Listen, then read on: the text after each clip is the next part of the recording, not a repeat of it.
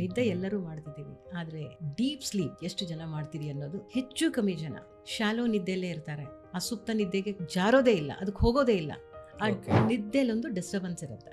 Disturbance ಅಂದ್ರೆ ನಿದ್ದೆ ಮಾಡಿರ್ತಾರೆ, ಕಣ್ಣು ಮುಚ್ಚಿರ್ತಾರೆ, ಓಕೆ, ನಿದ್ದೆ ಅನ್ನೋ ಹೆಸರಲ್ಲಿ ಓಕೆ ಬೆಡ್ ಮೇಲೆ ಇರ್ತಾರೆ, but it's not deeper sleep. 1.5 to 2 hours ಆ ಡೀಪ್ ಸ್ಲೀಪ್ ಈ 7 hours ಅಲ್ಲಿ ಬೇಕೇ ಬೇಕು. ಸುಪ್ತ ನಿದ್ರೆಗೆ ಜಾರೋದು ತುಂಬಾ ಕೆಲವೇ ವ್ಯಕ್ತಿಗಳು, ತುಂಬಾ ಅಂದ್ರೆ ಆ ಕಾನ್ಶಿಯಸ್ಲಿ ಅನ್ಅವೇರ್ ಕ್ರಿಯೇಟ್ ಮಾಡಿ ಆ ಡೀಪ್ ಲೆವೆಲ್ಗೆ ನಿದ್ದೆಗೆ ನಾವು ಜಾರಿದ್ರೆ ಬಹುಶಃ ಹೆಲ್ತ್ ಚೆನ್ನಾಗಿರುತ್ತೆ.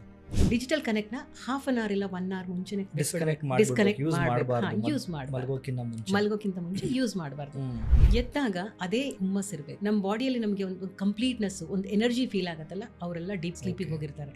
ಎದ್ದಾಗೂ ಒಂದ್ಸಲ ಸುಸ್ತು, ಇಲ್ಲೂ ಏನೋ ನಿದ್ದೆ ಮತ್ತೆ ಬೇಕು ಅನ್ಸತ್ತೆ, ಎದ್ದಾಗೂ ಎಲ್ಲೋ ಕೈಯಲ್ಲೋ ಕಾಲಲ್ಲೋ ನೋವು, ಈ ತರ ನಾವು ಹೇಳ್ತೀವಲ್ಲ, ಅಲ್ಲೇ ಅರ್ಥ ಮಾಡ್ಕೋಬೇಕು ಎಲ್ಲೋ ನಮ್ಮ ನಿದ್ದೆಯಲ್ಲಿ ಡಿಸ್ಟರ್ಬೆನ್ಸ್ ಕ್ರಿಯೇಟ್ ಇದೆ, ಎಲ್ಲೋ ಸೋರ್ಸ್ ಅಲ್ಲಿ ಏನೋ ಒಂದು ಪ್ರಾಬ್ಲಮ್ ಇದೆ.